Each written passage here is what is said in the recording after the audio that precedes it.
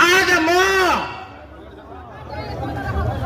राप्रपाको सांसद मकवानपुरबाट मकवानपुरका जनताले जितेर मलाई पठाएको हो।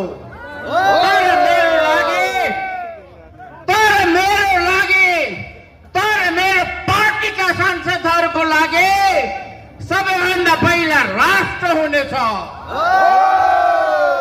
त्यो पछि हाम्रो लागि नेपाली जनता हुनेछ।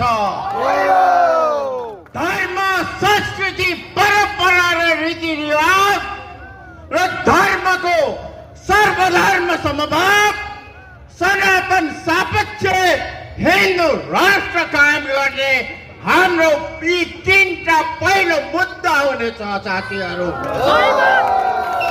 त्यसकारण हामी सभासदहरूले आफ्नो निधारमा कात्रो बनेर आएका छौँ तपाईहरूको अगाडि, राष्ट्रवादी जनताको अगाडि। हाम्रो लागि आज यो गणतन्त्रमा यता हेर्नुहोस्, जनता दिन प्रतिदिन गरिब हुँदै गइराखेको छ। उद्योगी व्यापारीहरूले ऋण तिर्न नसकेर मर्ने दोसाँधमा पुगिसकेको छन्। कयौँले त झुन्डेर मरेका छन्। तर गणतन्त्र ल्याउने नेताहरू दिन प्रतिदिन नवधनाढ्य भइराखेको छ।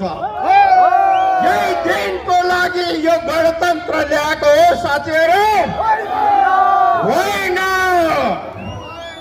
त्यसकारण अवस्था र व्यवस्था पल्टाउनको लागि सम्पूर्ण काङ्ग्रेसका, एमालेका, माओवादीका सम्पूर्ण उद्योगी व्यापारी र मजदुरहरू एक ढिक्क हो।